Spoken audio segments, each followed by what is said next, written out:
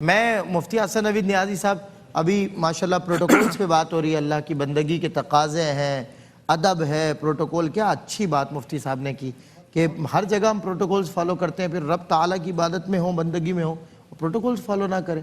اور کتنی اچھی بات ہے کہ اس رمضان ہم لوگوں کو پروٹوکول سکھا رہے ہیں، ان کو وہ باریکیاں سکھا رہے ہیں۔ نماز تو پڑھتے ہیں مگر انہیں یہ نہیں معلوم کہ کیا واجب ہے، کیا فرض ہے۔ اس دفعہ ہم نے اپنا ریزرو کر دیا پروگرام ان عبادات کے تقاضوں کے لیے۔ اب ایک قادہ کی بھی ایک صورت آتی ہے، ایک موقع لمحہ آتا ہے نماز میں، بڑا ضروری ترین رکن دکھائی سنائی دیتا ہے۔ اس کی کیا تفصیلات ہے، شرعی حیثیت کیا ہے، اس کے حوالے سے؟ بسم اللہ الرحمن الرحیم، صلی اللہ علیہ حبیب محمد وعلی آلہ وصحبہ بارک وسلم۔ عبادات ساری سبحان اللہ، ان کا جو اپنا ڈیکورم ہے پورے کا پورا آپ دیکھیں، جو حیت آپ دیکھیں گے تو بے ساختہ دل سے سبحان اللہ نکلتا ہے۔ ہماری جتنی بھی عبادات ہیں ان سب کی حیت اور کیفیت ایسی ہے کہ بندہ دیکھ کر سبحان اللہ کہنے پر مجبور ہو جاتا ہے کہ کیا پاک ہے اللہ، کیسی پاکی ہے اس کو، اس نے کیسے تعلیم فرمایا۔ اور بالخصوص نماز کی حیت کو تو اگر آپ دیکھیں، کھڑے ہونے کا اپنا ایک طریقہ ہے، بیٹھنے کا اپنا ایک طریقہ ہے، سلام پھرنے کا اپنا ایک طریقہ ہے، ہاتھ اٹھانے کا اپنا ایک طریقہ ہے، نماز میں داخل ہونے کا اپنا ایک طریقہ ہے، نماز سے باہر نکلنے کا اپنا ایک طریقہ ہے۔ اور یہ سارے ہی طریقے، پورا پروسیجر آپ دیکھیں شروع سے آخر تک نماز کا سارا ایک پرسکون باوقار انداز کہ عبادت بھی ہے، اور پرسکون اور باوقار انداز میں یہ عبادت ہے۔ اور اس سے اچھی حیت، اس سے اچھی صورت کا تصور ہی نہیں ہو سکتا عبادت میں، جیسی ہماری نماز کے اندر صلاۃ میں حیت اور عبادت رکھی گئی ہے۔ اسی میں سے یہ قعدہ بھی ہے، بیٹھنا۔ تو قعدہ جو ہے وہ ویسے تو اگر 2 رکعت والی نماز ہے تو ایک ہی قعدہ ہوتا ہے آخر میں، اسے کہتے ہیں قعدہ اخیرہ۔ اور اگر 4 رکعت والی نماز ہے تو اس کے اندر 2 قعدے ہوتے ہیں، 2 رکعت کے بعد ایک قعدہ اور ایک آخر میں۔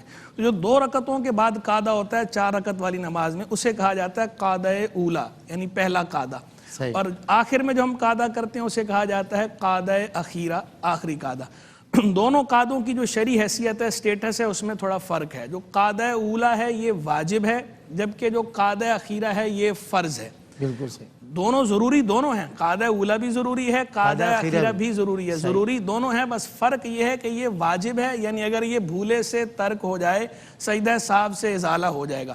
اسی طرح اگر جان بوجھ کر بھی کسی نے چھوڑا تو نماز کا فرض تو ادا ہو جائے گا لیکن واجب الاعادہ ہوگی، جبکہ قعدہ اخیرہ وہ فرض ہے، اسے اگر کسی نے چھوڑ دیا تو نماز سرے سے ادا ہی نہیں ہوئی، وہاں نماز واجب الادا ہوگی۔ یعنی یہ فرق ہے واجب الادا اور واجب الاعادہ کا۔ فرض چھٹ جائے تو نماز واجب الادا ہوتی ہے، پڑھنی آپ کے ذمے پر ہے، اور واجب چھٹ جائے تو نماز واجب الاعادہ ہوتی ہے، یعنی فرض ادا ہو گیا ہے، اب آپ نے اس کا اعادہ کرنا ہے۔ وہ زندگی میں کسی بھی وقت کیا جا سکتا ہے، نماز قضا شمار نہیں ہوگی، لیکن فرض چھٹنے کی صورت میں اگر آپ نماز اسی وقت کے اندر دوبارہ نہیں پڑھیں گے تو نماز قضا شمار ہوگی، قضا کرنے کا گناہ ملے گا۔ لیکن بہرحال لازم دونوں ہیں، قعدہ اولا بھی لازم ہے، قعدہ اخیرہ بھی لازم ہے۔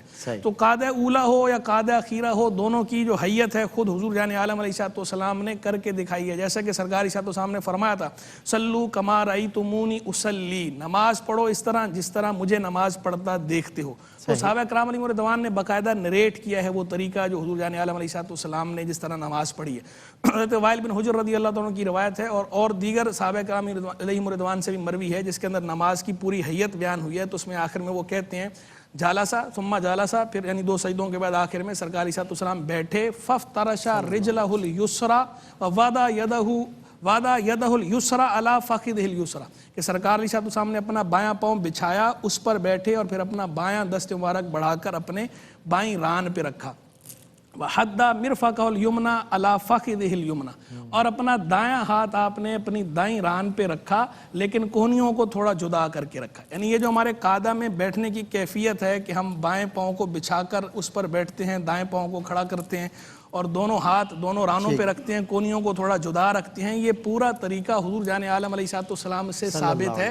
سرکار علیہ السلام نے یہ کیا ہے، سرکار کو دیکھ کر صحابہ کرام رضوان نے آگے اس کو نریٹ کیا ہے، اس کو رپورٹ کیا ہے، اور اسی سے فقہا نے یہ مسئلہ اخذ کیا ہے کہ قعدہ کی صورت یہ ہے، قعدہ کی حیت یہ ہے۔ تو قعدہ اولا ہو یا قعدہ اخیرہ ہو، اس طرح بیٹھنا ہے۔ اب رہ گئی بات اس کے اندر تشہد کی، جو ہم تشہد پڑھتے ہیں وہ الفاظ بھی حضور جان عالم علیہ السلام سے ثابت ہیں، قعدہ اولا میں پڑھنے کے بھی، قعدہ اخیرہ میں پڑھنے کے بھی۔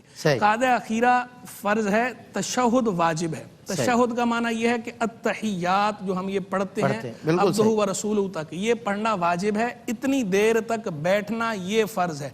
अगर कोई इतनी देर तक बैठा है और तशहुद नहीं पढ़ा, फर्ज अदा हो गया, वाजिब तर्क हुआ तो नमाज वाजिबुल इआदा होगी, वाजिबुल अदा नहीं होगी। लेकिन अगर कोई इतनी देर तक बैठा ही नहीं है, सिरे से कादा अखीरा ही तर्क कर दिया है, तो इस सूरत में नमाज ही नहीं होगी। तो अत्तहियात पढ़ना जिसे तशहुद कहा जाता है वो वाजिब, कादा अखीरा ये फर्ज, और कादा ऊला जो है वो वाजिब है। कादा अखीरा कोई भूल गया, अगर भूल के खड़ा हो गया तो अब क्या हुक्म है? अगर अगली रकत का सजदा नहीं किया था तो वापस आ जाए, और अगर अगली रकत का सजदा कर लिया था तो वापस ना आए, एक रकत और मिला ले। इस तरह सारी की सारी नमाज नफल हो जाएगी, फर्ज बातिल हो जाएंगे, फर्ज अलग से पढ़ने होंगे। ये मैंने बताया कादा अखीरा छोड़ दिया तो कादा अखीरा कर लिया है, तशहुद पढ़ लिया है, अब्दुहु व रसूलहु तक पढ़ लिया है, सलाम नहीं फेरा था कि भूले से खड़े हो गए। अब क्या हुक्म है? अब हुक्म यह है कि अगली रकत का सजदा ना किया हो तो वापस आ जाए, लेकिन अगली रकत का सजदा कर लिया तो वापस ना आए, एक रकत और मिला ले। पहले वाली 4 फर्ज हो जाएंगी, अगली 2 नफल हो जाएंगी। अच्छा, यानी ये फर्क है। कादा अखीरा में कर लेने में अगर कर लिया है तो फर्क है, नहीं किया तो अलग हुक्म है, कर लिया तो अलग। 2 नफिल हो जाएंगी, 4 फर्ज हो जाएंगे, अलग से नहीं पढ़नी। देखें अब ये नुक्ता आमतौर से लोगों को नहीं पता होता, तो ज़ाहिर इस तरह आशनाई मिल जाती है सुनने देखने वालों को।